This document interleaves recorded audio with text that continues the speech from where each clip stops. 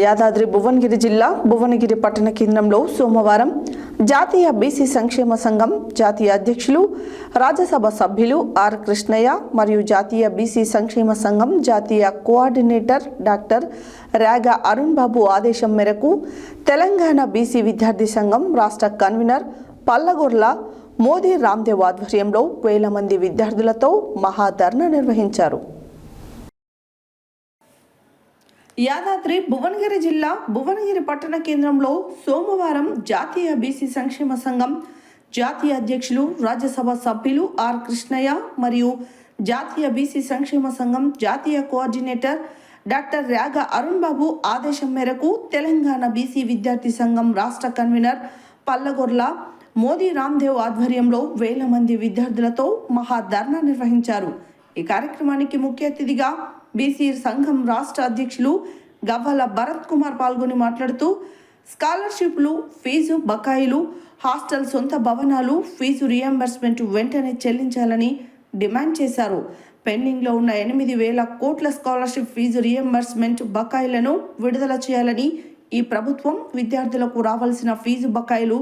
8,000 కోట్లు వెంటనే విడుదల చేయాలని, ఇంజనీరింగ్, MBA, MCA చదివే విద్యార్థులకు పూర్తి ఫీజు ప్రభుత్వమే భరించాలని అన్నారు. ఈ కార్యక్రమంలో బీసీ సంక్షేమ సంఘం రాష్ట్ర ప్రధాన కార్యదర్శి కె సత్యనారాయణ, సామాజికవేత్త బట్టు రామచంద్రయ్య, బీసీ సంఘం నాయకులు ఎడ్ల మహాలింగం, అరుణ్ నాయక్, నల్ల గుణవర్ధన్, చిల్లర రాజేష్,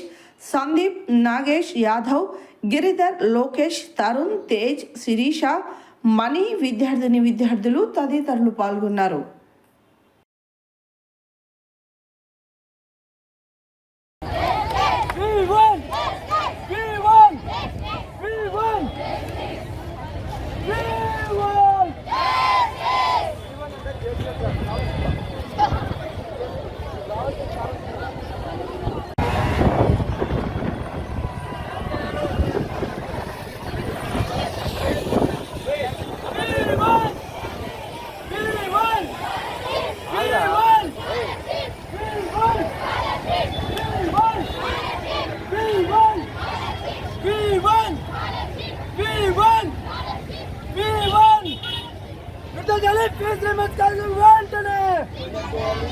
Fizz